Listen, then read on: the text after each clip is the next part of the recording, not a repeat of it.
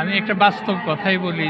৯১ সনে যখন তিনি প্রধানমন্ত্রী হন, তিনি ইচ্ছা প্রকাশ করলেন ইফতার মাহফিলের। ইফতার মাহফিল এর আগে কিন্তু ইফতার মাহফিল সরকারিভাবে যেটা হতো বা মাঝখানে বন্ধ ছিল, আবার হয়তো হবে। উনিই কিন্তু এটার প্রবর্তন করেন এবং এর দায়িত্ব, দাওয়াতি মেহমানদের দায়িত্ব ইসলামিক ফাউন্ডেশনের উপর পড়ে। আমি তখন কালচারাল বিভাগের ডাইরেক্টর তখন।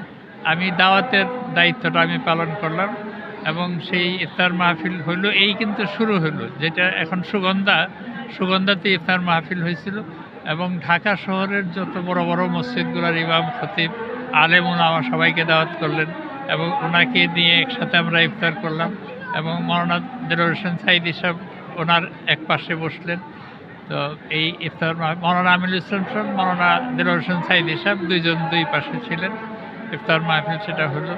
এছাড়াও তিনি ইসলামিক ফাউন্ডেশনের উন্নয়নের জন্য অনেক কিছু করেছেন।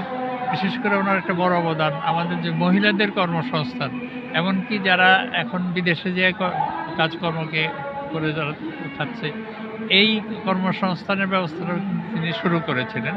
পরবর্তীতে এটা প্রসার লাভ করেছে। আর ওনার সবচেয়ে বড় গুণ যেটা, যে উনি একতার মানুষ ছিলেন, দৃঢ়চেতা মানুষ ছিলেন, আপসহীন নেত্রী বলে তিনি এখন। এবং তার যে দোয়া হচ্ছে এবং তার যে জানাজাটা হয়েছে, এটা তো পৃথিবীর ইতিহাসে আমার তো মনে হয় যে একেবারে অন্যতম একটা বড় জানাজা। আমার মনে হয় যে ইরানের খোমেনি জানাজা, জিয়াউর রহমান সাহেবের জানাজা অনেক বড় ছিল, তবে মানুষের সংখ্যা তো তত ছিল না। এখন তো মানুষের সংখ্যা বেশি এবং ঢাকা শহরটা এটা তো একটু জানাজার শহর হয়ে গিয়েছিল।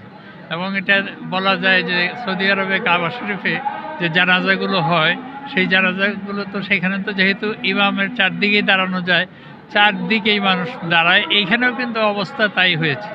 মহিলারাও কিন্তু কাবা শরীফের জানাজা শরীক হন, এইখানেও কিন্তু মহিলারাও কিন্তু জানাজা